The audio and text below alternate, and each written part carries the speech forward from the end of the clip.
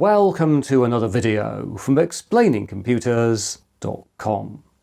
This time we're going to check out GIMP 3.0, the long-awaited upgrade to the highly popular free image editor that's available for Windows, Mac and Linux. So let's go and take a closer look. Right.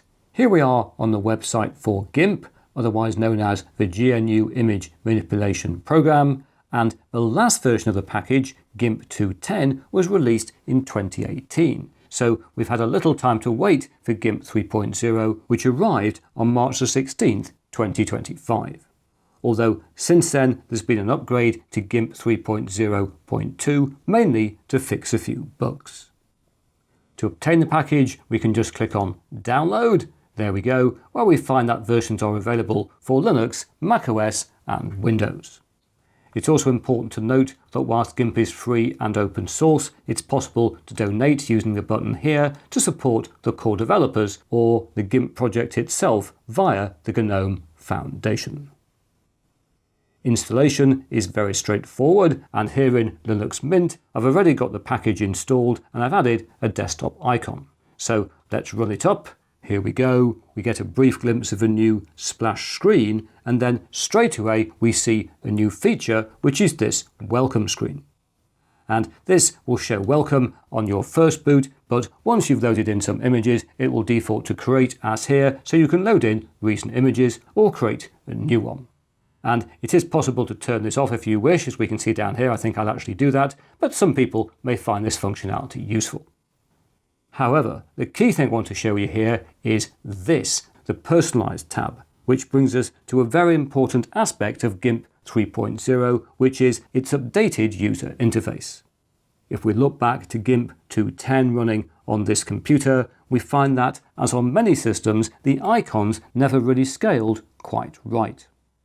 But here in GIMP 3.0, the user is in full control, and we have independent settings for both icon scaling and font scaling.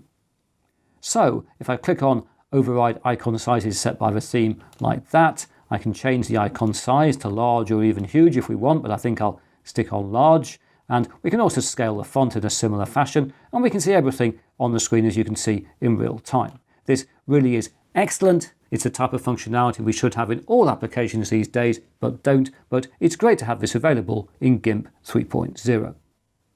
It's also worth pointing out that here we've got a control for using tool groups. And if you wonder what this means, if I go up to a tool, for example, the brush icon up there, and I click and hold, you can see we could select lots of different tools under the brush group. But if I go down here and take off tool groups, all of the tools show all of the time. And whether you want to do this or not is a matter of personal preference. I think for now I will leave things not using tool groups.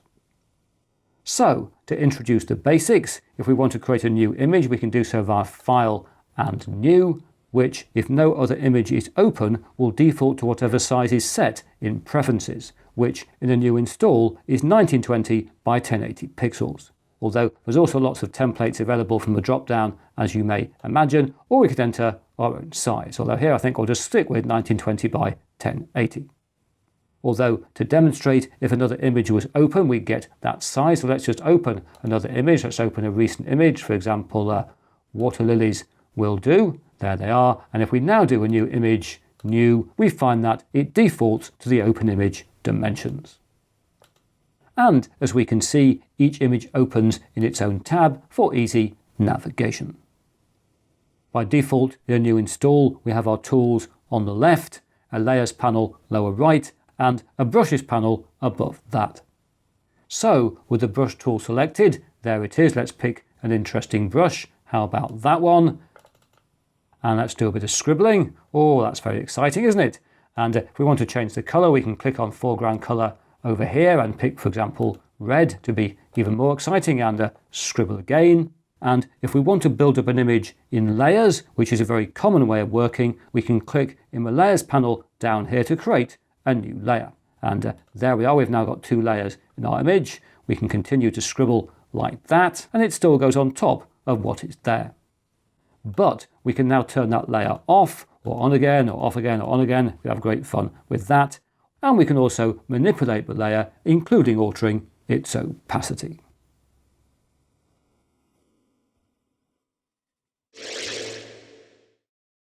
Right, let's test out GIMP 3.0 doing a bit of photo manipulation, and for this I've loaded in this rather washed out photo of the moon in an evening sky.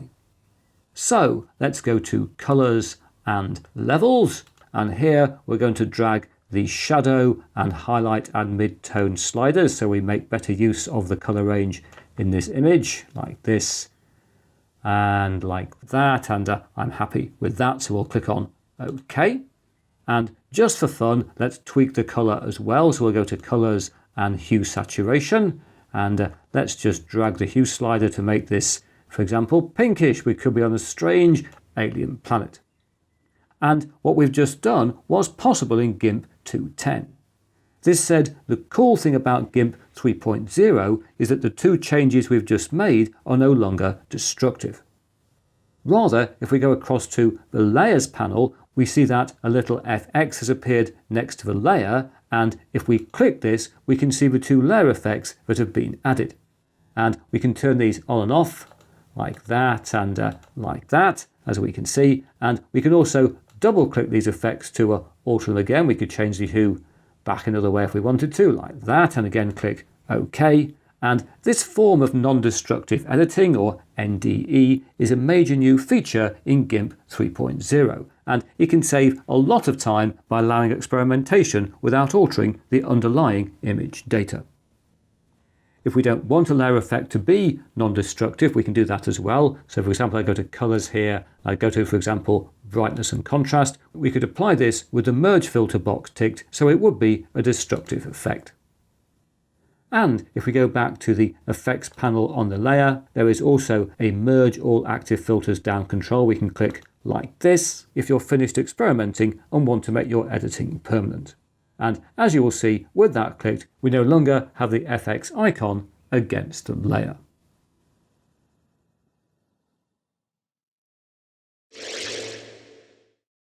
Whilst GIMP is primarily a photo editor and a paint package, it can be used to create composites like YouTube thumbnails. However, working with text and outlines has historically been more difficult in GIMP than in other packages.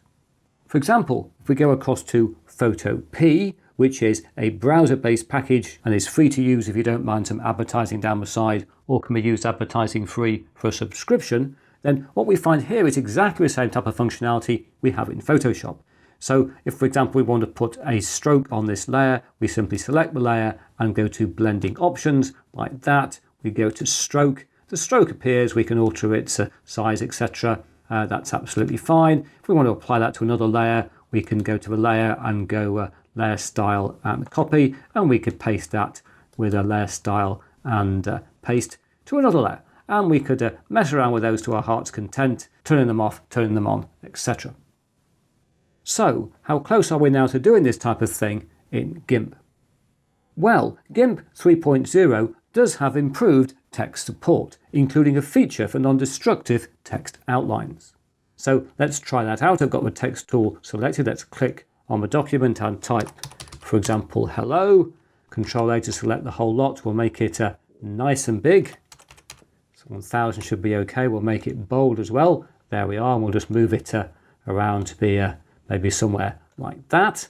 And if we go back to the text tool and reselect the text, we can see down here in the panel that currently the style is filled, but I could select, for example, outline like that. We'd see just an outline, or we could have an outline and filled like that. Although this is not ideal, that looks okay. But if I increase the line width here, you will see this isn't an outline at all. It's an inline. It's actually moving inwards into the text. It's not even centered on the edge of the geometry. It's only on the inside. And so this is not always what you might want to do.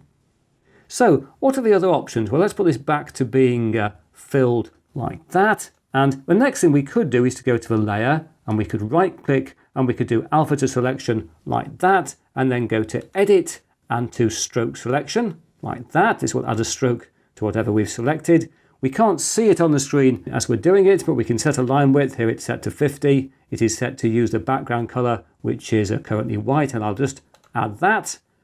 And again, that's not ideal. Let's just select nothing. This hasn't worked terribly well, has it? I'm not, again, very impressed with that. So again, we'll undo what we've just done. However, what we can do is to go to Filters and Light and Shadow and Drop Shadow. And that will add a drop shadow. And you're probably thinking, we didn't want a drop shadow, we wanted a stroke. But fear not, if I change the displacement to 0 in both directions, I change the blur radius to 0 as well, I change the opacity to 100, and the grow radius can go up like this, and oh look, it is working. The colour is wrong. The colour will have to be white, of course, so we can see it. There we are. Okay. And yes, we have done a nice outline, a nice stroke on our text here in GIMP. And even more importantly, if we click on the little FX icon here, we can see it is non-destructive. We could turn this on and off like that. We can click on it and we can alter it again, which is clearly a good thing to be able to do.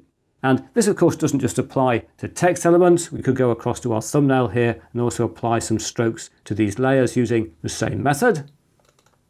There's one. There we go. And again, we can control it using the layer effects if we want to. And in theory, we could apply that to the second layer. We could go to Filters and we could repeat Drop Shadow. And that does work, but for some reason that has been done destructively. We don't have a little FX icon. So if we wanted this to be a non-destructive effect, we'd have to add it in from scratch.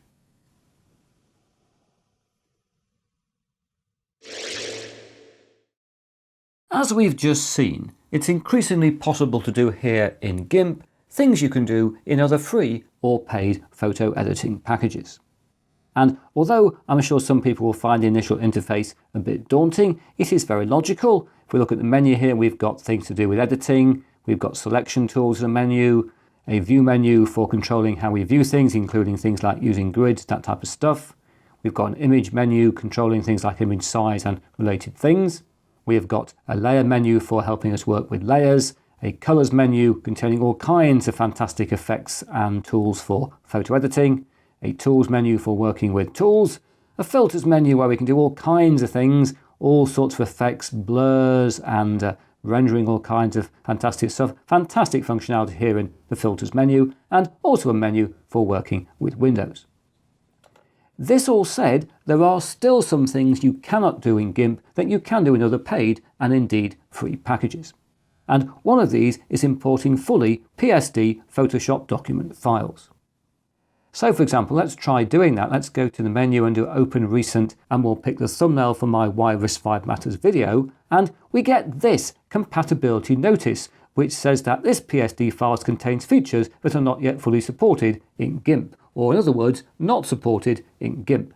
And specifically, it's telling us that the text layers in the file will be turned into raster layers. In other words, they'll be turned into bitmap graphics. So we'll click on OK, and the thumbnail will come in. Let's just give ourselves a bit more space to see it in all its glory. And as it told us, this text here is not editable text. If we look down here, it does not appear as a text layer. We can't do anything with that text. It has brought across a color overlay which is applied to the text. We can turn that on and off, but the text itself is no longer editable. And we also can't see here stroke effects which were applied to some of these layers. And just to prove that, let's go across to Photo P, which is running over here, and bring in the same file. There we go. And here the text is editable. If I click in the text layer here, I can make changes. That's obviously what we might want to do. And we can also see here that the stroke effects have come across. There they are on the laptop and there on the circuit board. And for me, this is very important, not just because I do tend to work in both Photoshop and other packages and need full compatibility on PSD files, but also because PSD files aren't just used in Photoshop. They're also used in packages like Autograph and Adobe After Effects, compositing packages. They're used in some 3D modeling packages. And so the fact that GIMP 3.0 still can't import and export fully PSD files is rather disappointing.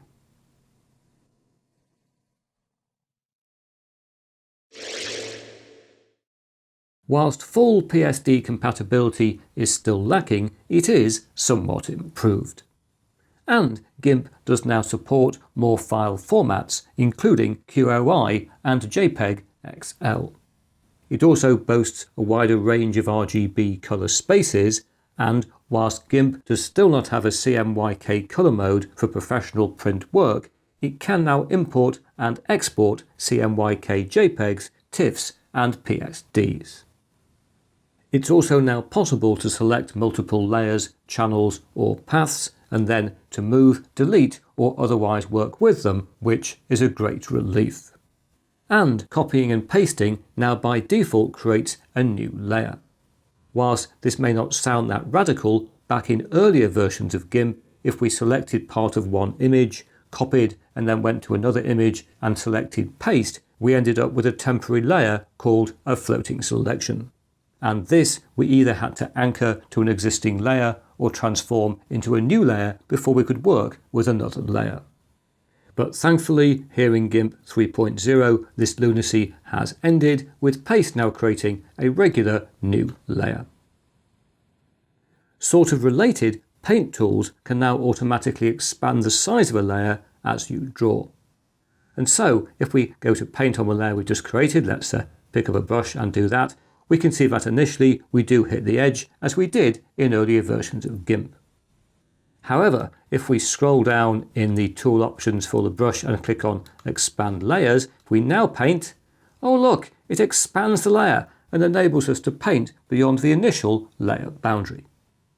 This certainly increases flexibility for the user, and indeed the addition of many little things like this helps to improve the overall user experience. In turn, it's fair to say that GIMP 3.0 is a more professional application than previous versions, and one which is becoming a better and better alternative to Adobe Photoshop.